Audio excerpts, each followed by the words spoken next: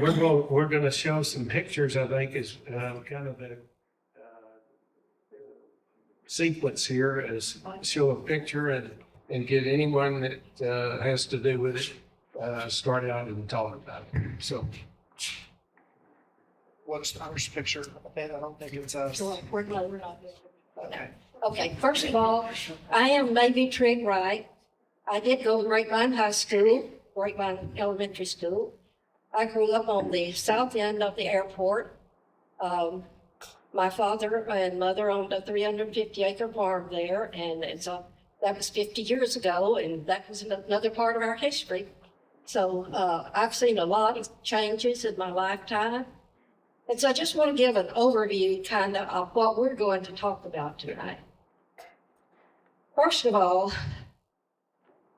we had general stores. The general stores were established in the 18th and 19th century. The variety of merchandise would serve the entire community because they had to have a variety for general living in those days. But they slowly faded away. And then we went into the country stores. And the country stores were in the small communities. And I know probably everyone in here remembers a country store in a small community. And but now then there's no more country stores because in 1973, along came another thing that's made history, and that was a Walmart store. But that was, that store evolved into many more stores coming along after it did. But a country store was always on a two-lane, dirty, dusty road. It was in the middle of the cotton fields and the cornfields. And they were surrounded by just nothing but country, farmlands. That's all there was to it. And it was a gathering place for the men, the horses, and even the dogs. And each of these stores only had a gas pump, and some had a post office. That was just about all there was to those. But the variety of merchandise they had was very, very slim. They all had a very small floor space. They had always had a gas pump. They always had very, very sparse groceries. And that's how we started. What? No, I'm switching slides. Oh, okay. But anyway, it made me lose my place. But like I say, there's no more country stores. And now then, as time went on and the technology took over, we had larger stores. And then we had the little mom and pop stores coming up. And we also, the 7-Eleven stores, I guess, was the first stores that were Convenience store. yeah, the first convenience stores that we had. But they didn't have everything. They just had very few, they didn't have canned goods. They just had like potato chips and things like that were just helping us get started with the other stores, I guess you would say. So now then, I'm going to let Charlotte talk about her area, and then I would go back into how we evolved into the older stores as the new ones come along and the giants we have now. Okay. I'm getting there. Okay, you're beginning? Yeah, there you go. Okay. Okay, so my dad was Francis Otho Bone. He had F.O. Bone Feed and Seed, and it was like she said, like Tommy said, it was at the other end of Glade, Highway 121 at that time, and then they changed it to 26. And see, the post office is attached to it, and my mom, Mary Bone, was the postmaster. And she was the Colleyville postmaster for 32 years. And the interesting thing, y'all, I wanted to tell you about is that every evening, my mother had a brown leather satchel bag. And every evening, she put all the stamps, all the money orders, and all the money in the bag and took it home at night. Took it home at night, brought it back the next day. My dad almost did the same thing. He had, I don't know if you remember those bags. It was about like that, and it had a zipper across the top. Okay, so he would put his money in that and then put it in a brown paper bag and take that money home every night and bring it back the next morning. And that's just the way life was in those days. He had a sign at the back of his store that said cash sales only. Although, as Tommy and I talked about, there was a lot of credit that went on back in those days. But my dad had a store in Riverside. It was called Gray and Bone, and they worked on credit. But when he moved to Colleyville, he put cash sales only.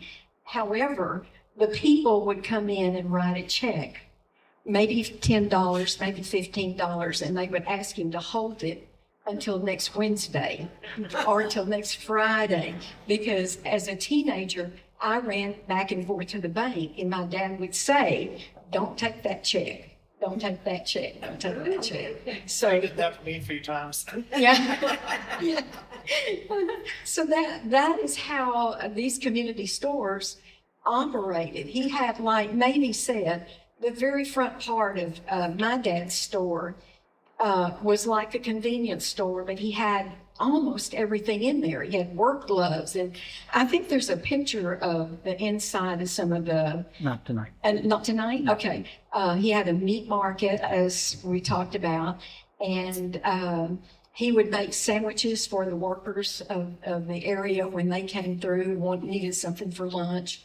One of the funniest things I was remembering when we were talking about this was there was a man, his name was Harlan Fry, he lived in Colleyville, and he would come in and he would ask my dad, he'd say, "I need a pound of hay hauler steak."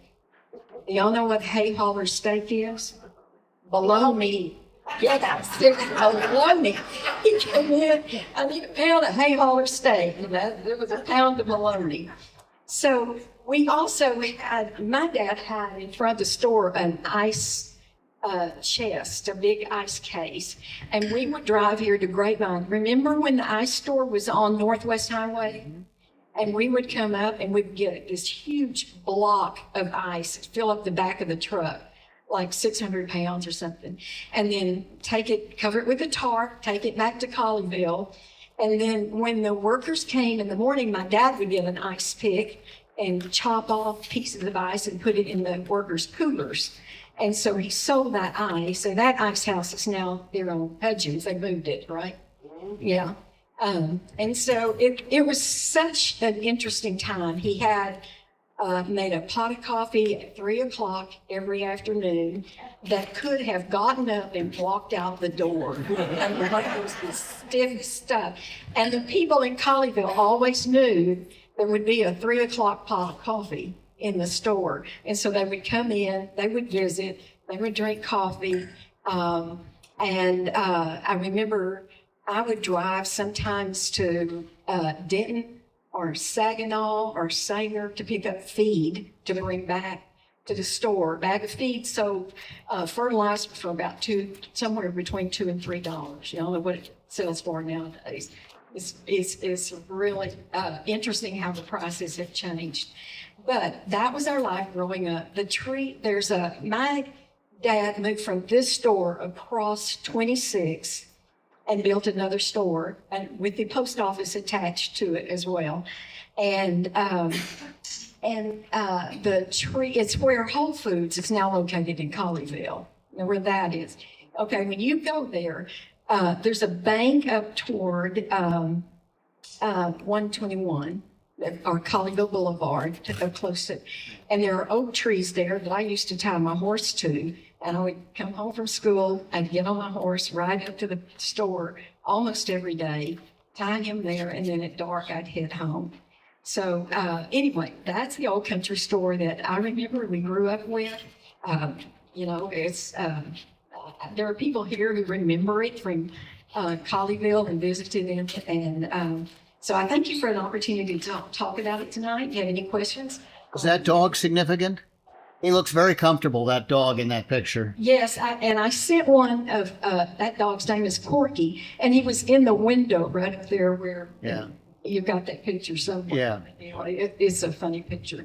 So, and she was talking about how dogs were everywhere. They were around. They, you know, they knew where their homes were. They go and like, you know, it was just a different kind of community. Yeah. Anyway, thank you for an opportunity. Do you know anything about this store? No, I don't. What one is that? Is it Barron's? Barron's? I know a little bit about Barron's because yeah, they had.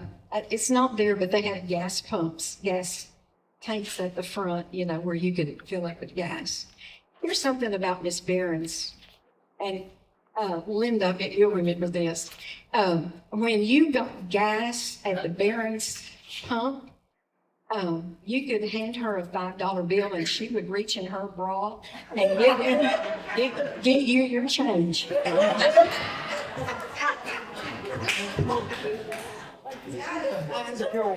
I mentioned Estelle. Go ahead. Oh, and wait a minute.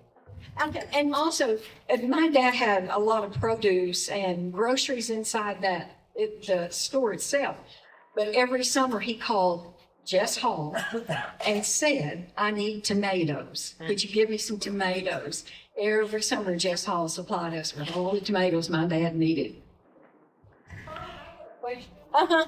You mentioned earlier that your dad had a store in Riverside, and it was called Bone and Grape. Uh-huh. Is that Joe Gray's parents? It is. It is, yeah. Yeah. He moved out, sorry. Dad had the store from about 1950 to 1978. He retired when he was 69 years old. And prior to 1950, when we moved to Colleyville, they had that store in Riverside, on Riverside Drive. Yeah, yeah. I'm going to talk about I know probably no one has ever heard of the Estelle community. It is now part of, Closer. Bring the mic closer. Pointed at you. oh, I'm sorry. I know that, I don't know anyone here that, besides Tommy, that has known about the Estelle community. It was just a very, very small community. It's now part of the DFW airport. It's on the east end of the airport that borders Irving off of Beltline. And it had a little brick store. And this little brick store, you know, now, believe me, I was very young. It was in the 30s. But it had a couple of owners, and it closed shortly. It had been there a long time, but things were beginning to change, and it did close. So then I'm going to go on into, I'm on the very edge of Irving, down Beltline Road. There's a community called Sowers. Sowers was, it was just Sowers Road that went into Beltline, down from Irving Mall. Tommy Ramsey's family opened that store in 1945. And Tommy's not here for me to tell you all about this, so I'm just going to hit some highlights of it. It was his father and his mother and his father's sister and her husband ran this store. And all those little stores coming along in the late 40s to early 50s, they always had a fabulous, and like Billy Trigg's store here. Yes, I am related to Gloria Jean Trigg. She is my cousin. I do know a little bit about them. They always had such a fabulous meat market, and that was their signature selling point, was their meat. And it was, there's nothing like it. They hand cut the meat. They had a nice display of meat, but, you know, any size of meat you wanted, they would cut. Then Minter's Chapel, which is Airfield Drive now, is that what it's called? That's the community I grew up in. And it had a very, very small little store, and it had a little meat market about this wide. And they all, and the people that worked on the farms would come and, even if they weren't close enough, they'd drive their tractors up to the store. They bought lunch meat, bread, and cheese. And they would go out under a tree and eat their lunch and go back to work on the farms.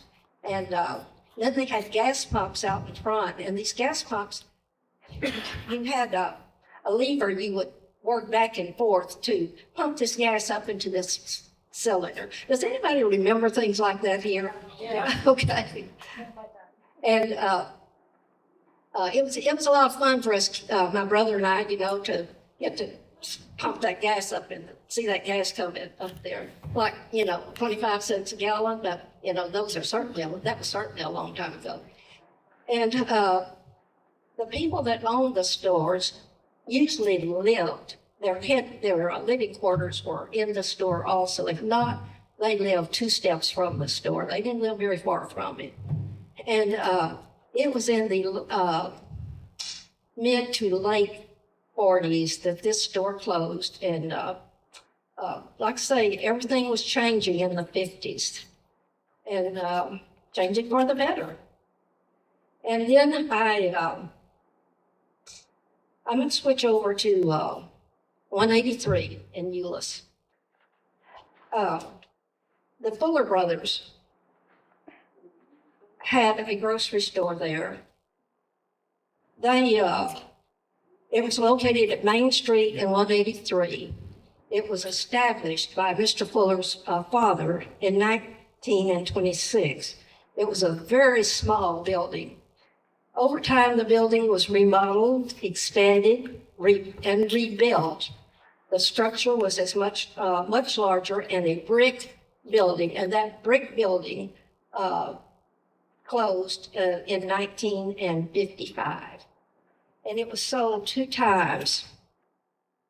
And the highway coming through there kept getting closer and closer to this store. So it had to close. 183 was expanding, and it just kept on and on until it just took it away. But it had a variety of goods in it. It was also the headquarters, I guess you'd call, for Continental Trailways ran from Dallas and Fort Worth. And the commuters were the people. I was one of them. I worked in Dallas for 33 years. And when I first went to work in 1952, well, we rode the bus back and forth, and they sold bus tickets. And that's how I got to work for many, many years, until you get into a carpool, then you get your own car, and then things evolve from there. But then the goods that it sold was, it had a little place out the back. It was a little feed store, very small, and it sold feed to the farmers, lots of salt for the dairymen. My parents were dairy people also. And it even sold men's clothing, and not women's clothing, but just men's, like their shirts and their pants and their shoes. And I got to thinking the other day, you know, that just wouldn't work now. You couldn't go into the store and just buy men's clothes. You got to have women's clothes in there too. And as time went on, and they were expanding and could do more, as like I say, they sold milking machines to the dairymen. And that was really, when they got into that, that was the beginning of the change of how they were progressing, because they were selling more higher priced goods for themselves. It even had a post office. And the post office was, it came in there in 1949. And it was in the store until the late 60s. and it relocated to a modern office building in 1960. And when the and in 1978, before it moved to the current location. And in the early 50s, no, I told you about that. You don't need to know that again. Okay, in the early days, this is what was so interesting that we don't do today. People would come every Saturday to buy their groceries. And when they came in to buy groceries, they always saw everybody else was in there buying groceries. It was a place where you met your friends, you caught up on the news, and the next Saturday you did the same thing, but you're going to meet different people and you're going to hear a different set of news that Saturday. You know, you didn't, and that was how we lived back in those days from with the grocery stores. It was a community place for a lot of people. Thank you. Yeah, I'll get there. There you go. That's the first store. I'm gonna stand up, guys. Hello, everybody. My name is Mitch Hall, and if I don't tell this part of the story, my dad will haunt me from his grave. So our family migrated from Prussia, which is now known as Berlin today in Germany, straight to Grapevine, through Virginia, Tennessee, Arkansas, down from Oklahoma into Texas. And as the story goes, the wagon broke down, they got to Grapevine, they said, "We're done." And we're staying. They've been trying to kick us out ever since. So I stand up here as a sixth generation Grapevinean. I'm very proud to get up here and give this presentation. My dad would have loved to, but unfortunately he passed a little over, just about a year and a half ago, right before, well, Christmas of 2023. But my dad did tell me a lot of these stories as we went along, so I can kind of walk you through the history of how Hall's Grocery still exists as it sits today, and how it sort of migrated around the pieces of land that's around it. Believe it or not, it's tied to 7-Eleven.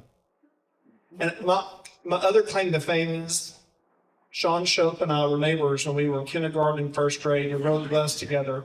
So that was a very easy check mark at the voting booth this time. So as a second welcome, Sean, thank you for coming, and I will tell that in public until the day I fall over. So you're stuck with me. Happy to be. This is the original store, and it's a little bit debated on the years. The T-shirts say 1938. My dad said 1936 when this particular building was built. But everything from basically Hall Johnson as it exists today, where Parker Memorial Cemetery is, which, by the way, when my dad passed away, I became the vice president of the Parker Memorial Cemetery Association. So our family is over that cemetery. And my 5 times removed great-grandparents that migrated from Prussia, which is now Berlin, are buried at the top of that hill. So we have a lot of history in that cemetery. But everything from that point all the way down to Cheeksburg was referred to as Pleasant Glade, which was then shortened down to just simply the Glade. My family owned the great majority of the farmland up and down Hall Johnson Road. And Faye, correct me if I'm wrong, but the Hall end is the Grapevine end, the Johnson end is the Colville end of Hall Johnson Road. Did I get that correct? Yes. I'm going to be looking at Faye every once in a while to fact check me here, because I wanted to make sure. As you drive down Hall Johnson headed, I believe, east, Hall Johnson, where the Hall farm, is it east? It's west, sorry. West, on the east end of the road, I guess the south end, cantaloupes, tomatoes, and peas. Because I remember as a kid, my mom would take me to Jess Hall's barn, and we would sit inside the barn and snap peas on top of buckets when I was a little bitty kid. And I have a very vivid memory of that in my head. And the original house and barn still sits there at the foot of the Hall farm. So moving on a little bit, the next store, Hall's Grocery, was built in about 1941, the best we can tell, based on a couple of pictures that Faye and I looked at this evening, based on my dad's age and one of the pictures. This is actually the picture's a little bit backwards. Can you go to the next slide? Yep. This is my favorite slide, and I've got this picture in my house. My dad had told me the story about this particular day probably 15 or 20 times in my life, so I can kind of quote it word for word. This land right here as it runs today is the side road for Highway 121, okay? Where this building sits right here is where the 7-Eleven sits today on that corner. That's how 7-Eleven is tied into it. Right next to it over here where this Sinclair sign is where that original, can you pop back 2 slides real quick? That's where this original store was built. So this store was torn down to build this store right here. This is dated about 1947, and there's a reason why there's a whole lot of cars parked out front. On Sundays, my grandfather would give away, once a month on a Sunday, he would give away a TV. Everybody in town would come to Hall's Grocery to put their name in the hat to win a TV, and that's how he brought business to Hall's Grocery. The next picture is the inside of the store the day this was happening. So this right here is, so this is another interesting fact about my family. So this is my grandpa Leonard right here. Standing next to him is actually my grandmother. When I say my grandmother in Grapevine, people assume Minnie, Grandma Minnie Hall. My grandfather was married once before to Frances Bragg, and Grandpa Leonard and my grandma Frances had my dad and Dale. And the Bragg house, the red roof house, it sits in the historic district by the train.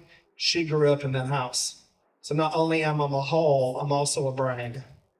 Then they got divorced. I'm looking right at Debbie. I don't know why I'm looking right at Debbie when I'm saying this. It's a friendly face. She has a friendly face. This is my grandma Frances and my grandpa Leonard. This is my father. This is my father, Junior, at about 7, 8 years old, best we can guess. And it was a full-blown grocery store. As you can see all the pictures of them. These are Frosted Flakes up here in the top right-hand corner.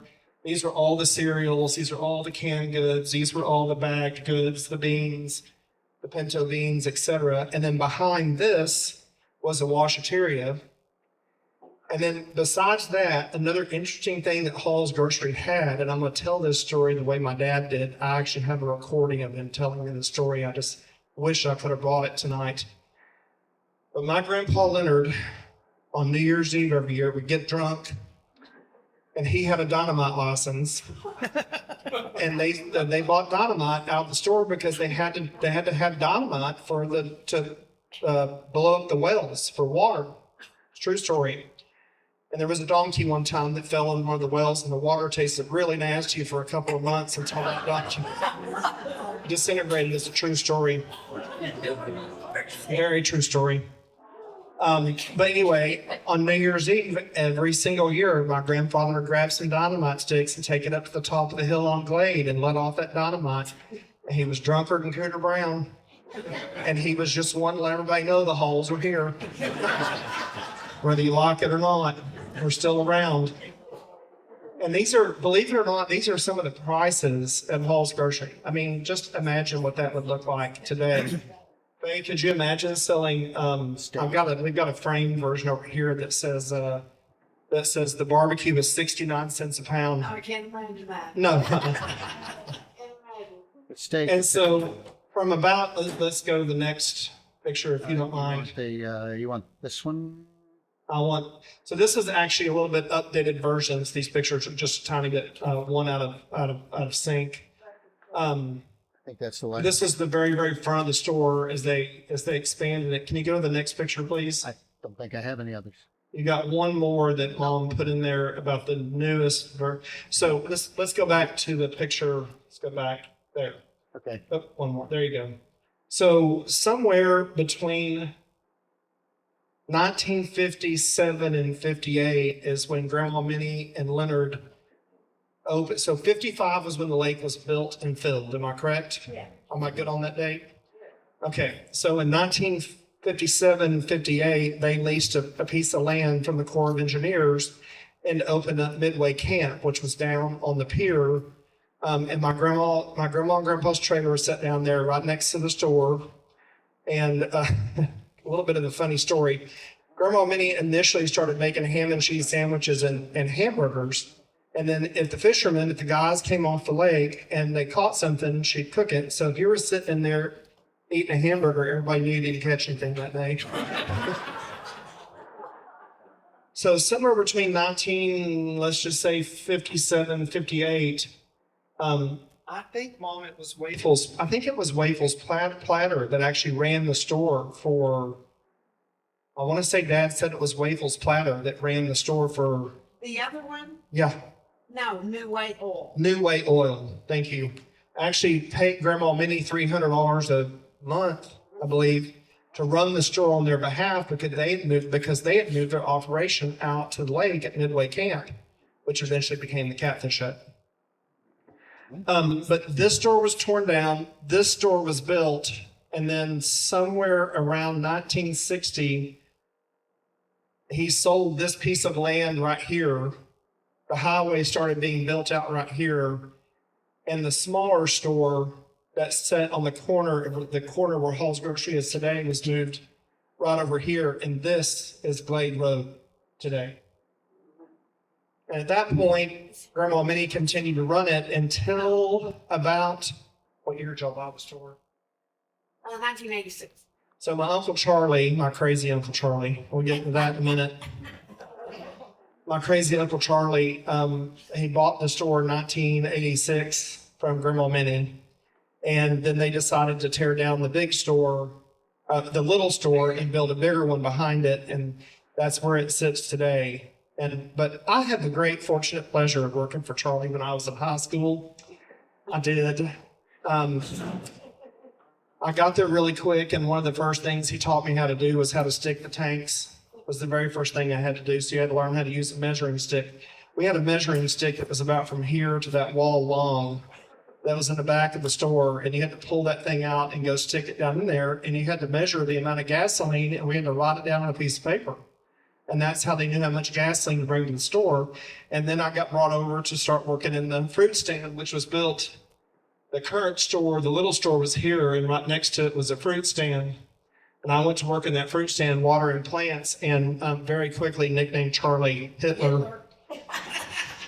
He still is today, without question. When I was preparing to give Grandma Minnie's eulogy, I had the honor of getting up and giving her eulogy. I found a note in a folder that Faye gave me that said something that kind of leans back to what you were saying a while ago. It had a note that said, if it weren't for Hall's Grocery in World War II, there are a lot of families in Grapevine that could not eat because my grandfather offered credit and a lot of leniency on when that was paid back. So that's a badge of honor that my dad always took with him everywhere he went. My dad, his dad, Charlie, Jeremy were all also big members of the Masonic Lodge here in Grapevine as well. So a lot of those things kind of transcended across the businesses. And then again, we moved out to Midway Camp, and then from there, the year I was born was the year the Catfish Hut was opened. A few months before it opened in May of 1972, correct? I was born in July of 1972. And let me tell you, that place was hopping from day one until it wasn't, when it flooded in 1981. So really, that's the history of the Hall family. We are a farming community that provided goods and services to the community around us. We also gave them good grace and favor during bad times. And then from there on out, the rest of the stories, most of those should probably just be left in history. With that being said, unless I missed anything. Okay. About Minnie, they were the only ones that had a telephone. Oh, I forgot about that. Yeah, Hall's Grocery was the only one that had a telephone. So they would call Hall's Grocery and leave a message, even if it was an emergency, if somebody was killed in a car accident or somebody died in their sleep, they would call, and Grandma Minnie would write down the message and wait for the customer to come in the store and say, Wartime news as well. wartime news. So also wartime news came to that phone as well. So when the war ended, the phone call came into Hall's Grocery. And so as the customers came in, they were able to spread the news about the war was over. And our men in service at the time were coming back. So our family has firmly planted itself. And then beyond that, I could talk about my Aunt Gail until I fall over. Because she basically took over Grapevine from that point and wore out about 100 pair of boots up and down Main Street. But I bought her house when she passed away, and I live there. My husband and I do with a very big smile on our face, and we're happy to still be here. And you can't run us off. You tried. We're going to stay. So Gail was Miss Grapevine 11 before she was ever Miss Grapevine. And we have a picture of that too. Her in a one-piece swimsuit holding up a ski on the dock at the marina. We do have that picture of Gail, but what beyond Hall's Grocery and beyond what crazy Uncle Charlie does, I always say I don't speak Charlie. It's not that I don't speak to Charlie, I just don't understand what he says. Beyond what Charlie did and my grandfather did and my dad and my Uncle Dale and everybody, at the tail end of the whole history, as it brings to current day before we lost my Aunt Gail, she laid in state right here where I'm standing when she passed away. She was a pivotal person in creating what is not the only person. I don't want to make it sound like she was the only person that created Main Street, but she created what the festivals are today. And I'm very honored to call her my aunt. I miss her a lot. And my dad too. So with that being said, thank you all for your time. We're not friends. We're not friends. Wait. It's long. Yeah. Okay. Are you about to do the conclusion? Yeah, I just want to say one thing. I forgot to tell you all about the Bonnie and Clyde days coming through in the 1930s. They came to the Fuller Brothers store, and Mr. Fuller said that, they bought their groceries, they paid for them, and he carried them out to the car, and when they lifted the back end of that car up, he moved over shotguns, and he put the groceries down, and they put the back end down, and they left, and they were very polite and all, but he said, he was not as calm as he usually is with that situation. Anyway, that was an event that happened in the 30s. On that story, is that the one where the store is at Sowers in West Irving, the Fuller store? No, the Fuller store was in Euless. Okay. Yes. Because there's been similar stories of Bonnie and Clyde in Irving regarding the Sowers store. Well, that's what she was talking about. Well, that was on the way to West Dallas where they lived. And there was not very much, there was probably not any buildings from Euless to Sowers to West Dallas. So that's probably why they stopped there. Now I got to say a word or two because there's some slides you still haven't seen. And darn it, I put a lot of time into those slides. And so I want to show you a few more slides because there were some other things. This one, the Trigg store, which we have Trigg here. This was not a Grapevine when it opened in 1944. It was considered to be in, does anybody know? Webb City. Webb City, thank you, yes. And it didn't open as the Trigg store. It was formerly Throop and McMurray, the Throops who had been here since the 19th century. Look at those prices. 4 cents a pound for spuds. It then became the Trigg Grocery, and I just love this ad from the 1955 Grapevine phone book because I thought it was charming. They were very proud of the fact that they deliver. And in fact, lots of grocery stores did that back then, even the small ones. I think this one, which is 6 blocks west of the Ice House on Northwest Highway in Grapevine, the J. Lee Food Cellar, now open. Open from 6 a.m. till 9 p.m., Saturdays from 6 a.m. till 11. And if you need anything after we close, just knock on the door and we'll be glad to help you. Now they say we will deliver as soon as we get telephone service. Grapevine, in fact, wasn't the only place with some small grocery stores. Southlake well, it wasn't even a South Lake at this point, but there were small little stores dotted around the communities between Grapevine and Keller. This is the board store. That's Beulah Board on the left, from what looks to be, they say 1940s, but I think it's a little earlier. Similarly, this was on 1709 on the way to Keller. And a few years later, this is an aerial shot. This is, I guess this is on the way. This is 114. This is the Casey Feed and Grocery from 1963, still with the gas pumps out front. So there were all sorts of little stores dotted around everywhere. Grapevine had its Quickway, also on Northwest Highway, another survivor. This goes back to about 1951, the store. And it became the beginnings of what we're going to talk about that killed off all these family grocery stores, the convenience store.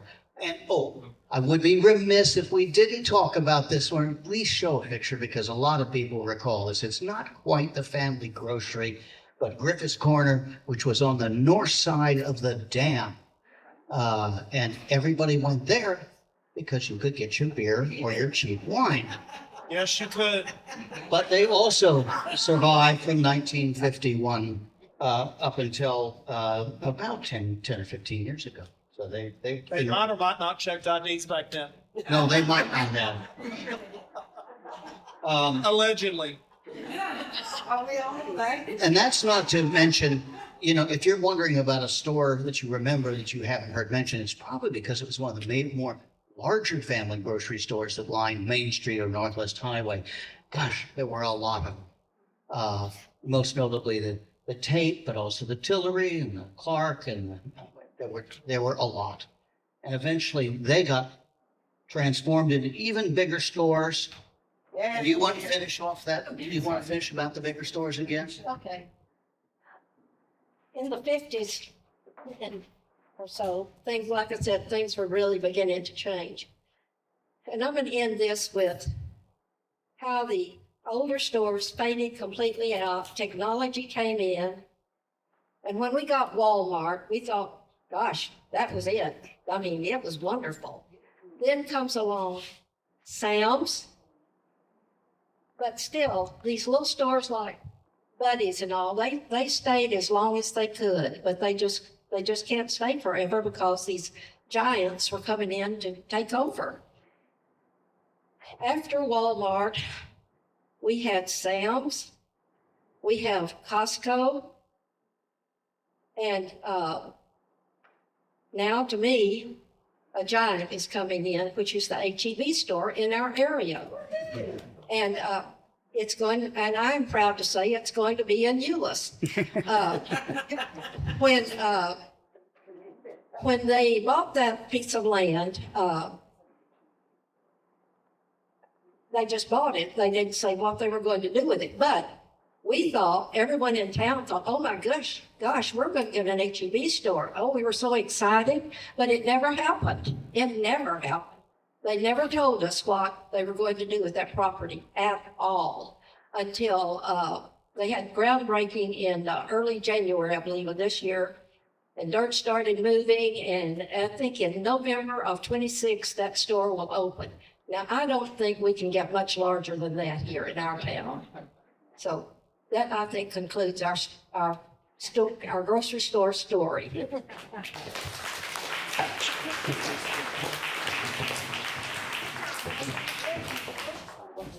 Was it Cindy Barnes that was Miss Cantaloupe or Miss Cantaloupe? Jessie Lou. Jessie Lou was too? No, Yeah. Oh, for Cantaloupe Queen. I'll send you the picture of Gail in that one-piece suit. Oh, I have. We have that. Yeah. Anybody in here a Cantaloupe Queen? They don't want to miss anybody. We have this picture of Jessie Lou in the museum on the back of the counter. Yeah, we know. We have. If you want to stop by the museum and see Jessie Blue's picture. Yeah, Jay? I just had a question. Every picture you showed tonight, the store sign was a Coca-Cola sign. Or Did Dr. the Pepper. Coca-Cola company just come through and put up free signs? at I don't- every So store? there's a lot of actually history that Coca-Cola has more signs in the world than I think there are cars. I'm not joking. That was one of their ways of selling their product was they would say, we'll print your sign for you. And on the side of Hall's Grocery today is the original Hall's Grocery sign that has Coca-Cola on both ends. And we will hold on to that sign until one of those the last one of us falls over. I promise you. But yeah, that was one of the Coca-Cola's biggest ways of marketing was making free signs for people. They would show up and go, and then beer companies started doing it.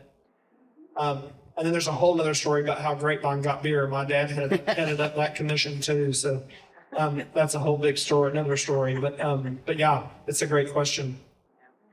We bought a 1951 Coke machine several years ago, probably 20 years ago. It's called a complimentary machine because it did not have the coin operating part of it. You would come in and pay the grocery store person and get the thing. So that's really fun to see. Yeah, but Coca-Cola was everywhere. Still is. Yeah, still is. It's been so much fun to reminisce. There's not anybody that doesn't have a fun story about the grocery store. Yes. That's what I'll say something about the trade store. You know, that was really small. And I remember when Ted worked for Billy Trigg at the store for he and Gloria married. Oh my gosh. And the thing I remember most about that store was that the whole parking lot was bottle caps. That's interesting, yeah. Yeah, so, anybody have a question? Because, I mean, this has been so much fun reminiscing. And I was trying to think, I remember in my little town, it was Arnold Black's grocery store. It was a little shotgun store. And what was that gum? If somebody's going to in my mind's going, there was a gum that tasted like licorice or something. It was blackjack. Blackjack, that's what it was. Adams. So with a nickel, you could get a whole lot of candy in this black store. Yeah. Is there a home store now? Yes. Oh, yes. Hall's Grocery is still at the corner of Glade and 121 today. And yes, my crazy Uncle Charlie still owns it with his wife Faye. And He's not so crazy, Betty. the other day, I'll tell you Faye. about last summer. Faye doesn't even know this. Uh-oh. Last summer, I pulled up in the parking lot and two of the employees were under Charlie's truck. And I'm like, what are y'all doing? And they're like, we're putting harmonicas under his truck and zip tying it just to annoy him as he drives down the road. He's so well loved. Every family's got its crazy fun people. There you go. Any other questions? Yes. There's another family that had a big presence in grocery store in Grapevine. It's the Burroughs family. And that's not a family store, but And Mitchell's too. Mr. Bob probably gave half the people in Grapevine a job. I mean, so many people worked for him. Really, isn't that great to remember that? What a sweet. He and his wife, for some sweet. Yes. Jay was talking about the signs on the store. Well, back in the day, early days, they would have the name of the oil or tobacco on the sides of the buildings, you know. Yeah. Okay. That's one of the fun things I remember in the movie It's a Wonderful Life in that drugstore where they have all the Coca-Cola stuff. But they had, you remember in one of the scenes it said, it was a man holding a cigarette. It said, ask corporals, or ask Dad about corporals or something. Corporals was the name of the cigarettes. It was a huge. Ask Dad, he knows. He knows, yeah. There you go. Well, that's been, what I loved on one of the pictures, we should have had some trivia on naming the years of all those cars. That was great, seeing all those cars out there. But I love the phone on one of the ads you showed that said the phone number was 165. Yeah. It was a while ago. Yeah, it was 165. Remember that? Well, thank you all so much for sharing memories, and it's been really fun to do that. So before we adjourn, just to remind you, our next meeting is July 28th, right here. And be sure and go ahead and put November the 3rd on your calendar because that's the date of our annual banquet. And we will be naming our newest inductees as lifetime members in the Historical Society probably next month. And so we'll start planning for that in November and it'll be here before you know it. So please plan on being with us next month. Thank you for coming and have a safe trip home.